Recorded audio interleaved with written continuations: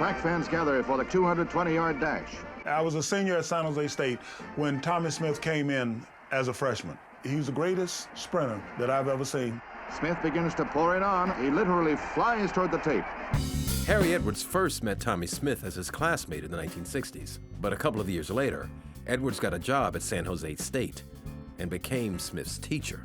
And in those courses, I talked about, here's where sport intersects with education. Here's where it intersects with religion. Here's where it intersects with politics. The athletes of the 1960s are much different than the generation that preceded them. You saw things like Lou Alcindor becoming Kareem Abdul-Jabbar, Muhammad Ali in refusing to go to Vietnam. The real enemies of my people are right here, not in Vietnam. As the 1968 Summer Olympics approached, Edwards, Smith, and fellow sprinter John Carlos became determined to bring the plight of Black America to the international arena. The men's 200 meters, another event dominated by the Black American sprinters. Up until then, the prevailing notion was that black concerns with civil rights stops at the water's edge. We don't air our dirty laundry before the world. Our churches were being bombed, our little girls being killed, our leaders being shot down, while they had black athletes going abroad as goodwill ambassadors to sell the American system. People forget that those Olympics happened just a few months after Martin Luther King had been assassinated. All over America, black ghettos exploded in rage and grief. We want to send the message that we are determined to fight this struggle.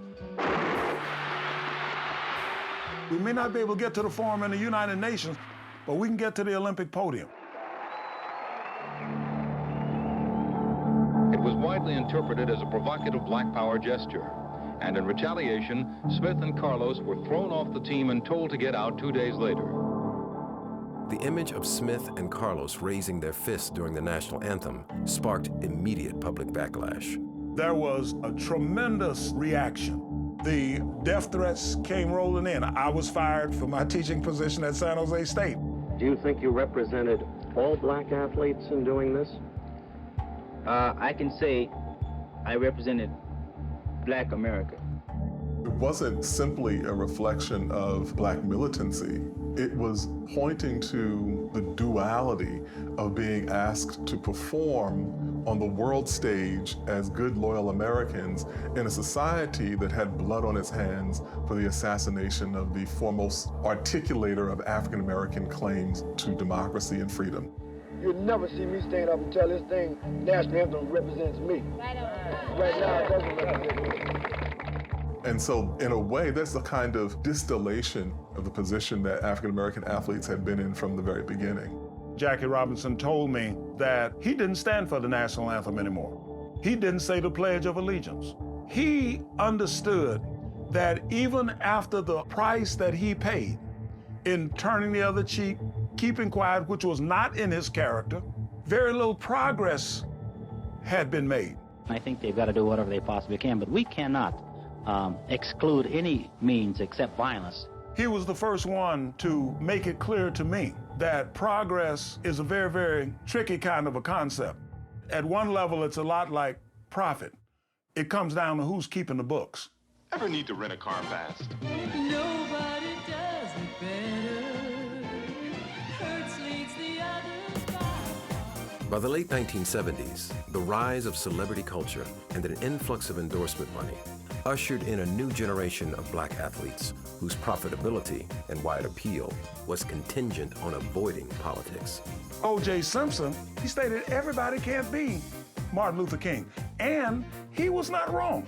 If Larry Bird doesn't have to stand up for every hick in Frenchley, Indiana, or every poor white guy or woman in Appalachia, why should O.J. have to be representative of every black person who's struggling under racism in this society? Are we really talking about exchanging black orthodoxy for white supremacy. Yo, Mike, what makes you the best player in the universe? Money's gotta be the shoes. Shoes? Shoes. Shoes. Shoes. You sure it's not the shoes? I'm sure, Mars. What about the shoes?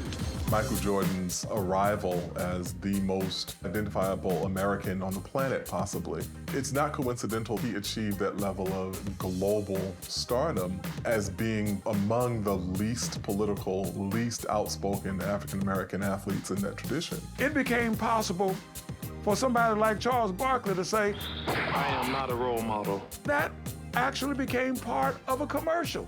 Don't expect me to do anything or be anything for your child. I'm just here to dine sumptuously at a table where somebody else's sacrifices and struggles made it possible for me to do so.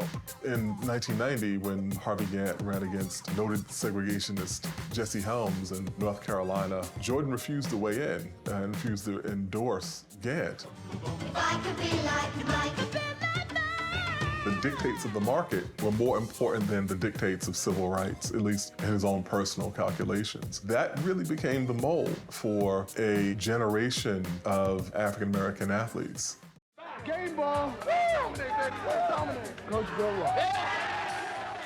In 1985, Perry Edwards got a call from Super Bowl champion coach Bill Walsh, who was also a San Jose State alumnus. Walsh knew of Edwards' history of social activism, and thinking outside the box, he felt Edwards could be a valuable asset to his team. He said, where I want you more than anywhere else is in the locker room.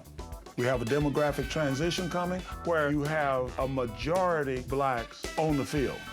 I want these athletes to be aware and conscious of what's going on, not just in football, but beyond, so that we can be ahead of things when they develop. Over the last 3 decades, Edwards has been a sounding board for 49ers players, grappling with the intersection of sports and society, including a dynamic young quarterback named Colin Kaepernick, who led the team to the 2013 Super Bowl. Colin Kaepernick asked me for books to read. I said, yeah, I can give you some books to read. He was just another athlete who would come to me and say, Doc, there's something I want to talk to you about. This country stands for freedom, liberty, justice for all, and it's not happening for all right now. Colin Kaepernick says he is ready for the backlash after refusing to stand during the national anthem. Sports and politics collided when Kaepernick refused to stand for the national anthem, he says, to highlight black oppression. I think that what's happened now with the current generation of athletes is that we've been inundated with video of people being killed by the police under, at best, questionable circumstances. And we've seen it again and again and again and again and again. Put your hand behind your back. I can't breathe. I can't breathe. I can't breathe. I can't breathe. We now know that Tamir Rice was killed by one shot to the left side of his abdomen. Hey, bro. You move, I swear to God. Hey, boss. There's always been pressure, particularly from African-American communities, saying that people who had a platform should speak out on behalf of those communities. Between about 1974 and about 2008, there was no ideology framing up the era. There was no movement. At the end of the day, it's inevitable that these waves will come along. Why? Because it is embedded in the very cultural and historical fiber of American society. You cannot disrespect our country, our flag, our anthem. You cannot do that. There's a political calculation and there's a political profit to be reaped, whether it is the deliberate or unintentional misinterpretation of this dissent to be anti-American. To say, get that son of a bitch off the field right now, out, he's fired. He's fired! I hate you! American made! American made! Furious football fans are posting videos online burning all things Kaepernick. Whenever we've seen figures articulate a critique of the society, especially African-American athletes, dissent is interpreted as disloyalty. Let's be clear, that's what they are. They're arrogant young millionaires. There's a presumption that black people are not supposed to be at the tier of society where they are, and they should be grateful that they've been allowed to exist on that tier. During a meeting between players and owners last week, Bob McNair said if the league didn't stop the protest, it would be like, quote, inmates running the prison. The audience do not reflect the 80% blacks on the field I mean, I'm watching a couple of teams this past Sunday. It looked like Ghana playing Nigeria. And it's going to get blacker owing to the concussion issue because whites are dropping out. This is a growing contradiction. This is not going to get better. It's going to become more strained. And this sophistry about, well, it's the national anthem, doesn't help to move the conversation forward.